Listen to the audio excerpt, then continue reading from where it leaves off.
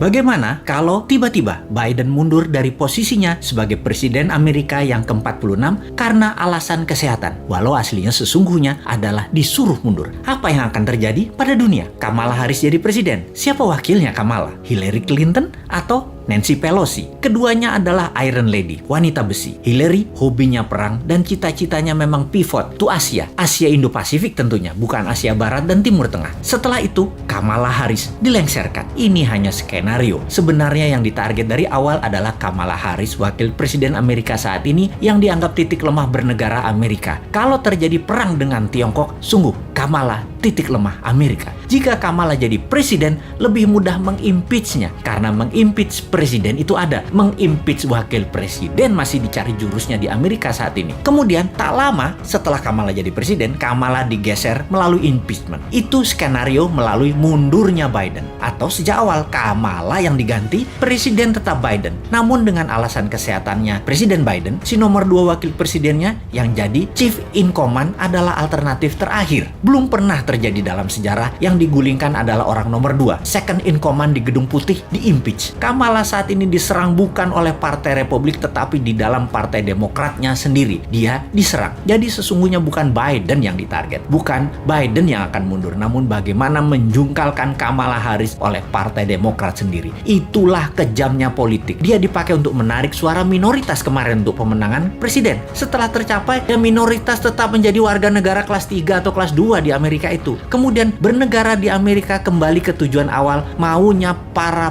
plutokrasi di Amerika. Plutokrasi adalah segelintir orang kaya mengendalikan negara. Plutokrasi dan oligarki di Amerika menggunakan negara untuk mencaplok negara lain dan merampok rakyatnya sendiri. Amerika itu negara swasta. Negara lawannya yang oposisi persis yaitu Tiongkok. Tiongkok negaranya dikendalikan pemerintah otoriter partai komunis atau negara partai. Itulah bedanya Amerika dengan Tiongkok. Indonesia, 7 presiden adalah negara partai, terutama 3 presiden terakhir, di mana swasta hanya dapat porsi 20%, yang 80% pemerintah. Nanti ketika new mind terjadi, maka terbalik. 80%-nya swasta, 20%-nya pemerintah. Indonesia jadi negara swasta, namun bukan swastanya plutokrasi dan oligarki, tetapi strong UKM. Itu beda.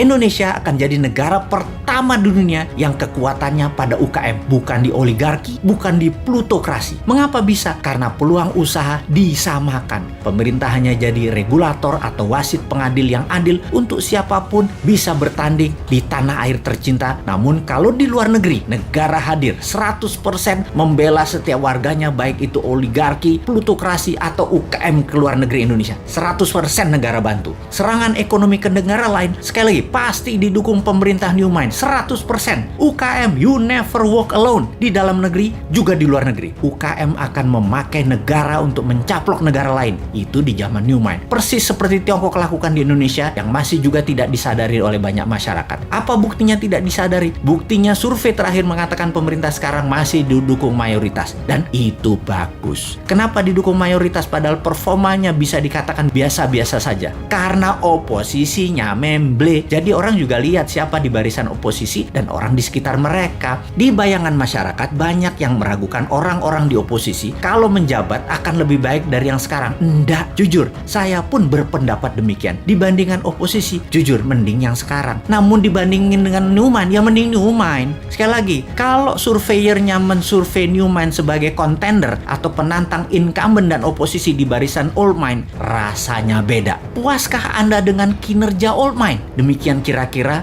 kalimat surveinya. Lalu dibandingkan dengan konsep New Mind, mana kira-kira pilihan masyarakat terhadap dua konsep bernegara itu? Siapa yang bakal unggul? Siapa yang bawa Indonesia 100 tahun di tahun 2045 menjadi negara superpower? Old Mind atau New Mind? Sekali lagi, sungguh kalau ditanya, di dalam Old Mind itu ada siapa? Oligarki di situ, politikus kawakan di situ, duit di situ, pejabat di situ, jabatan di situ. New Mind punyanya cuma semangat doang, tetapi berani. Kesimpulan, kita akan berhadapan di 2024. See you at 2024.